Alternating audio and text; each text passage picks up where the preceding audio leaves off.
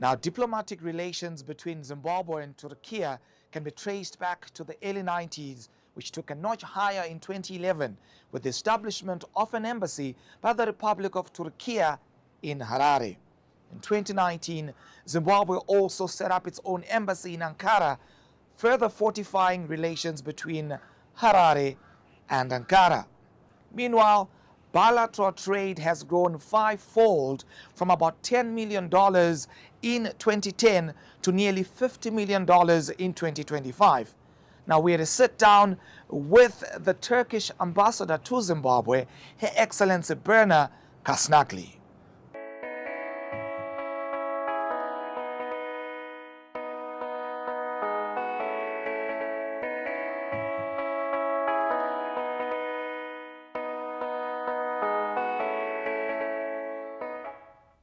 Ambassador Berna, thank you for speaking to ZTN Prime. It's my pleasure. Welcome to Turkish Embassy. Fantastic. Now, to get the ball rolling, trade between Zimbabwe and Turkey stood at $35 million in 2023. Of course, we await the fuller collation of the 2024 statistics. What is your assessment of the bilateral trade between Zimbabwe and Turkey? Thank you very much for the question. I think we can observe some trends in our bilateral trade. As you have mentioned, in 2023, our bilateral trade was around $46 million. This was a 30% increase compared to the year before. 2024 figures will be quite similar. But we observed three very positive, in my reading, indicators. One, the trade, though it is not as fast as we would wish, it is growing constantly, steadily. Second, the trade is balanced. So there is no gap between imports and our exports. And third, there is the political will from both our nations, from Turkey and Zimbabwe, to deepen these trade relations. So building on that, as a government, we are looking at enhancing our legal framework in that sense. The economy and trade agreement has entered into force. We will be setting up a joint commission headed by respective ministers. This will give a boost. We are working on an avoidance of double taxation agreement. We have worked quite speedily in that sense. It is almost ready for signature. Third, we are working on a bilateral investment promotion protection agreement. These three constitute the basis for businesses to flourish. As I mentioned, of course, there is ample ground to deepen these trade relations. We are not happy with the constant figure, but it will grow because it's been the case. Let me give you a very striking figure, for example. In 2009, for example, our trade was way lower, around $10 million. So when we look at in 15 years time span, we already make it like fivefold. Right. This shows the great potential we need to tap into. Right. Let's get into some specifics where trade between the two countries is concerned. Tobacco dominates Zimbabwe's exports to Turkey. What true. measures are being taken to diversify that export portfolio and introduce new Zimbabwean products into the Turkish region, and as far as your engagements with your Zimbabwean counterparts are concerned? That is correct. The tobacco leads in terms of Zimbabwe's exports to Turkey. Turkey is a tobacco growing country, but also an importing country. Our total import in tobacco was around $1 billion in 2023. From Zimbabwe, as I said, tobacco constitutes the largest share. I am very happy to learn that Turkish tobacco is coming back to Zimbabwe. This is a brand. I also made a small research and I learned it is a small leaf, a good burning and with a good aroma. I'm not a smoker myself, but I researched through it. So it is coming back to the Zimbabwean the market. Of course, as you have rightly alluded to, we will not depend on one item. I think for Zimbabwe, there are many opportunities. And I know Zimtrade is, for example, working on diversifying the markets. When it comes to agricultural products, I am sure we can look into, because of the change of seasons, we can look into products that can be agricultural products that can be complementary to each other. One thing comes to my mind is coffee, for example. Right. We are a great tea consuming nation. We grow tea along our Black Sea coast, but we don't grow coffee. But Zimbabwe does, and I know Zimbabwe is willing to take a greater share. We have a very large textile industry. Zimbabwe is a cotton producer. But apart from the raw materials, I think we should look into industrialization and manufacturing, but let me dwell on that in the future questions maybe. Zimbabwe has ambitious plans for its steel industry. Given the advances that Turkey has been able to make over the years and over the decades rather, are there any possibilities of collaboration between companies from Turkey and companies from Zimbabwe? I think there is a great potential in that area. There are still some talks, discussions going on. Zimbabwe's national development strategy focuses on industrialization and modernization.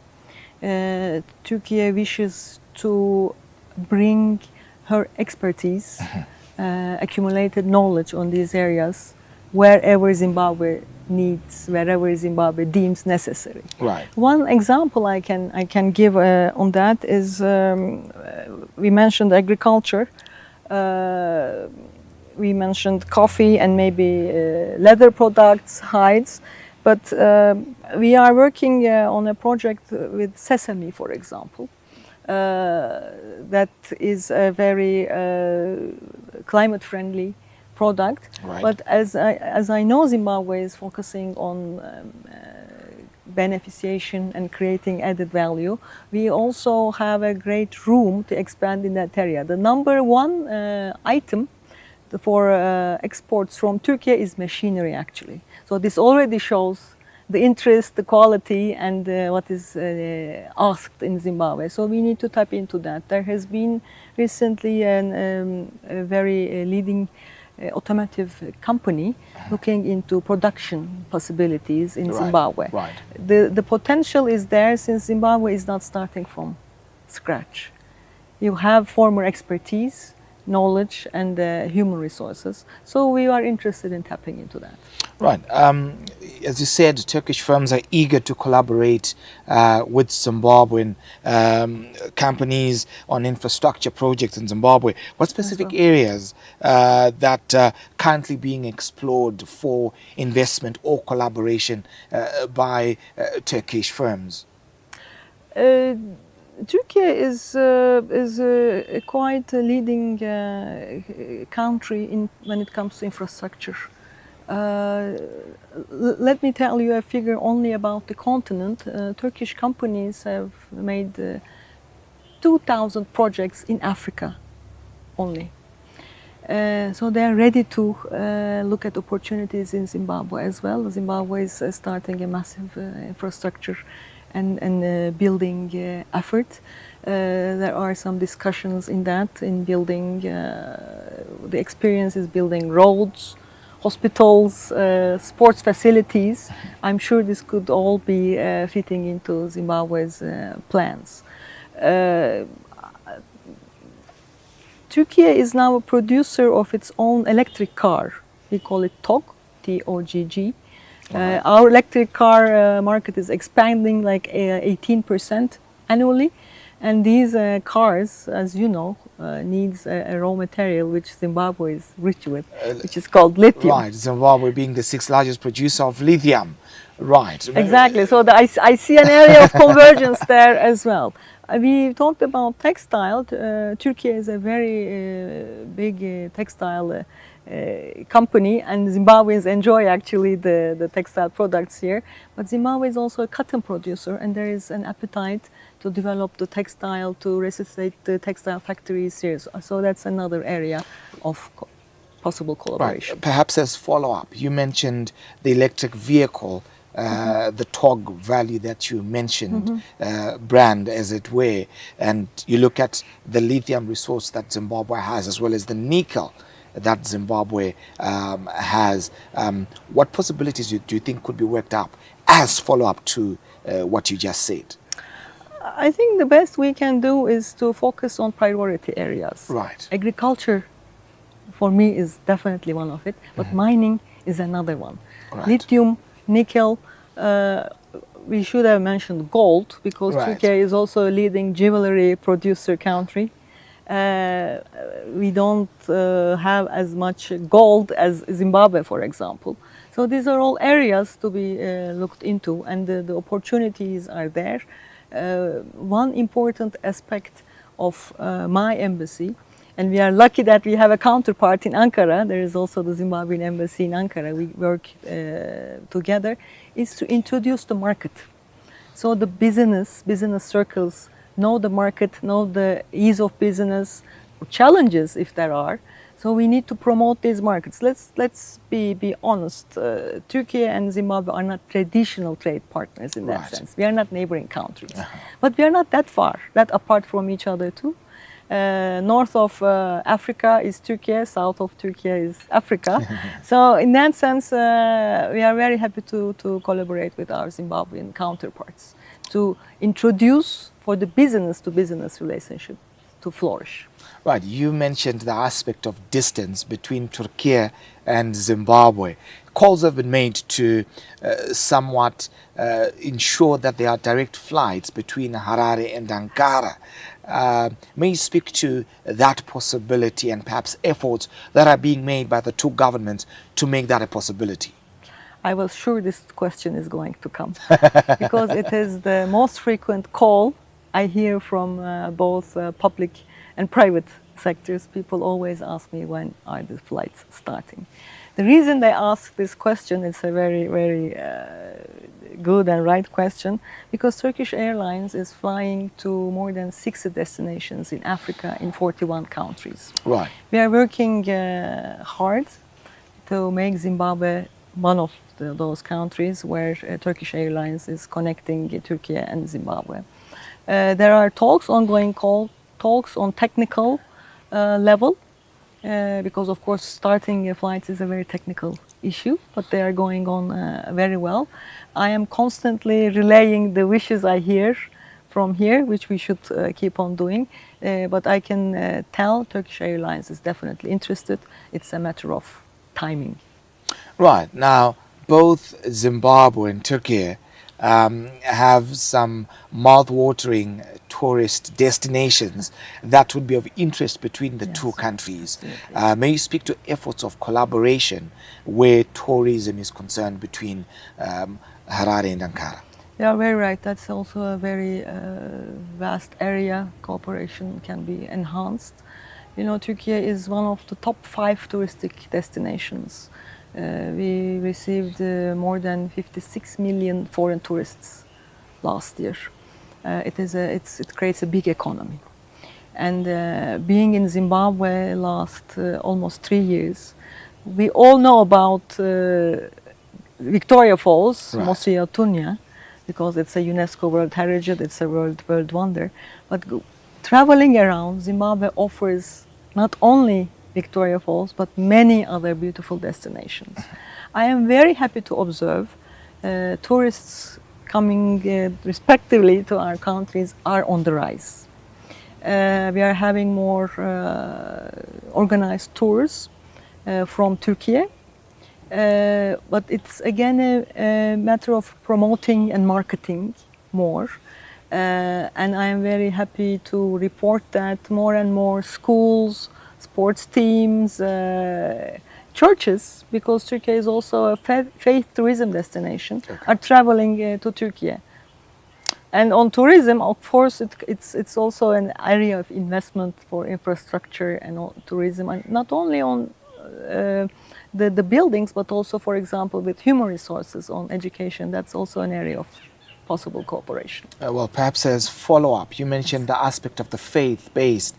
Zimbabwe is home to millions of Christians, and there are destinations within Turkey that would be of interest in terms of the history of the church. What are some of those key sites that within Turkey that have been a subject of much interest? One of the key sites is Ephesus, where it's an ancient library, very preserved intact, and very close to it, what we call the House of Virgin Mary. Okay. She is believed to reside there. Okay. It's close to Izmir. All right. A big port, both in terms of sea and air. A very important touristic destination. Apart from Izmir and Virgin Mary's house, we have the first Christian churches in Cappadocia, for example, a very popular tourist destination with the hot air balloons. Right. And other churches. And some very important other churches, religious sites in Istanbul, in Iznik, where a council, very important council, was gathered, for example, for Christians. Right, absolutely fascinating. Now, beyond trade, cultural and educational exchanges such as the Turkey scholarships have played a role in strengthening the ties. Absolutely. May you speak to some of those initiatives that have been implemented and perhaps future plans where that is concerned? Turkey scholarships is a full scholarship. Turkish government is extending to foreign students, covering flight, health insurance, language learning, Turkish language learning, and tuition fees. So far, we had the pleasure of extending almost 200 scholarships to Zimbabwean students. This year's election process is going on. What we are working on is to increase the number of scholarships and increase the areas maybe where these scholarships are. In terms of culture, we are working on bringing Yunus Emre Institute, which is a culture-based promoting language and culture institute, and it's an international body. We are working on bringing them to Harare. Right. Turkish foreign policy has increasingly focused on deepening relations with Africa. Now the question is this: how does Turkey's approach align with Zimbabwe's economic and diplomatic priorities? Turkey has a centuries-long historic, cultural, human relations with the continent. Right. So that already provides us a good base. And Turkey is one of the countries that understands the meaning of Africa Day, for example, because we had fought our own war of independence. We struggled to set up our sovereign, free country. So we know the meaning of this struggle. And Turkey was founded in 1923 as a republic. As you have rightly mentioned, Turkey started Africa Initiative back in 1998. It gradually developed into a strategic partnership with African Union, and we had our first Turkey-Africa Partnership Summit. Next year, in 2026, we will have the fourth summit in an African country. So we are moving along the priorities of the African Union under the motto African Solutions to African Problems. Turkey has accumulated knowledge in infrastructure, education, tourism, culture. We are ready to share this information, whoever deems necessary, whoever is interested in that information. We don't have any reservations in sharing the technology, the information. The Turkish approach to Africa is, maybe if I try to sum up, it is an holistic approach, it is an inclusive approach, it is based on a mutual gain and equal partnership. These four elements are very important, and when I say holistic, I mean covering a variety of areas, possible areas of cooperation. When I say inclusive, I think that falls, because the second part of your question was related with Zimbabwe's policy. I think being inclusive, that speaks to leaving no place behind in the Zimbabwean policy. That is, with that understanding, we now have 44 embassies on the continent, 6 consulates. So that is a great representation. Right.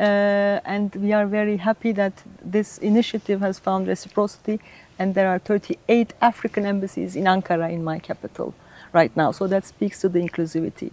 And I think when it comes to an area of convergence, Zimbabwe has an engagement and re-engagement policy. Actually, this also is very much in line with that, because we are engaging with our partners in Africa and African Union as well. Right. Turkey rather, has become a very common destination, or a very common source of textiles for Zimbabwean companies. A good number of boutiques spread across the length and breadth of Zimbabwe are sourcing their products from Turkey. You look at the fashion trends, they're very much influenced by the fashion trends that are being produced from Turkey.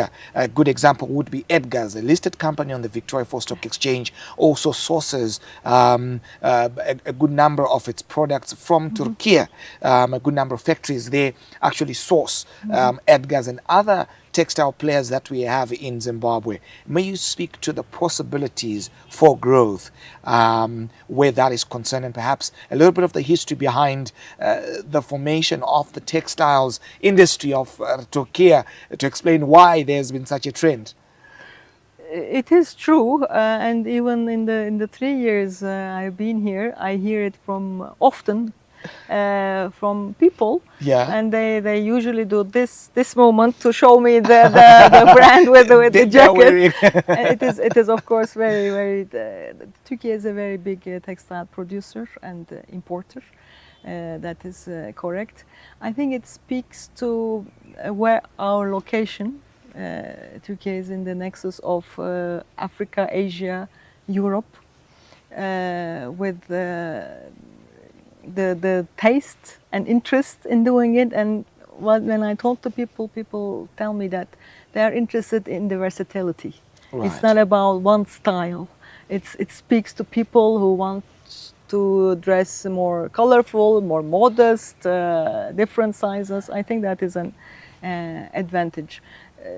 And as you have alluded to, larger companies are also now sourcing from mainly Istanbul, Turkey.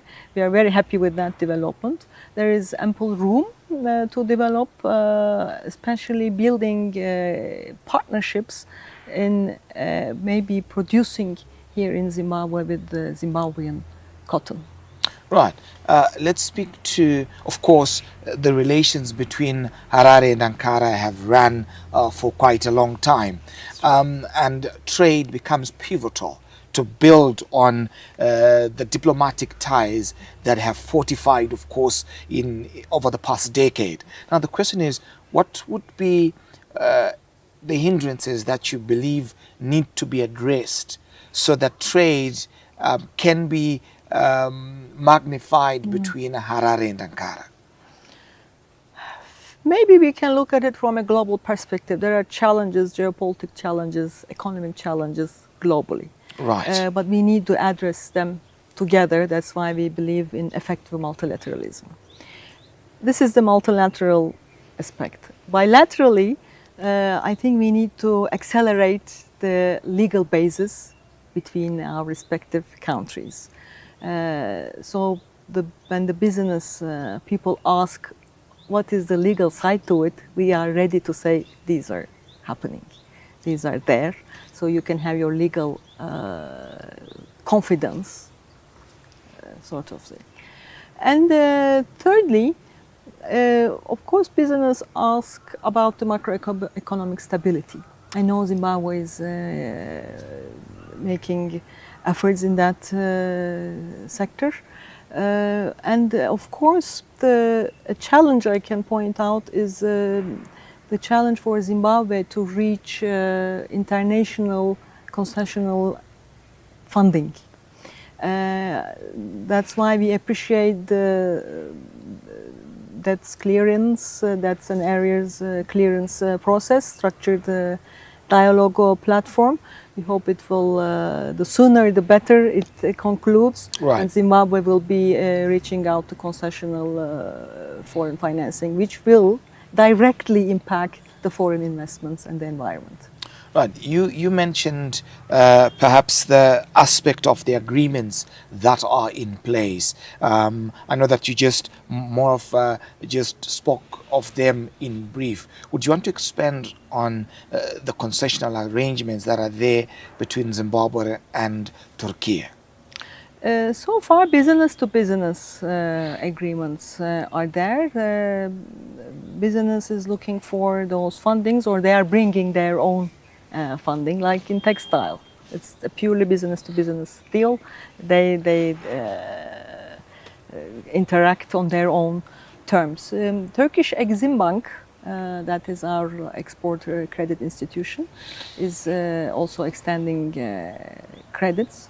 But for larger projects, like the big infrastructure projects, of course, it's important to have international institutions and tapping into a larger source. Right, right. Now, as we wrap up, are there any upcoming high-level visits or trade delegations aimed at further cementing the relations between Harare and Ankara? We are very happy to see Zimbabwean government is interested in doing benchmarking visits to Turkey. Ministry of Industry and Commerce has done one. ZIDA, investment agency, has done one. We are working on another one from Ministry of Industry and Commerce in the area of steel, for example. This October, coming October, we will be organizing a Turkish Africa Business and Economy Forum, we call TABEF. This is a bi-annual event that brings together public and private sectors. Invitations will soon go through my office for the high-level dignitaries. And next year is 2026, the summit for Turkey-Africa Partnership, which we are all wrapping up the outcomes of the last summit and preparing for the new 5 years. Ambassador Berner, thank you for speaking to ZTN Prime, and thank you for welcoming us into Turkish territory. My pleasure, my tabasa. Fantastic, fantastic. Thank you. And of course, that's a wrap on The Mint today. Do follow us on our social media handles as In Papers TV Network, as well as at ZTN Prime. Your views and your thoughts are important to us. Remember to catch us every weekday at 2 p.m. Central African Time for the juiciest business stories in Zimbabwe, on the continent, and beyond. I'm Ibn Mabunda, the money man from the Turkish Embassy. Don't go anywhere. Thank you for watching.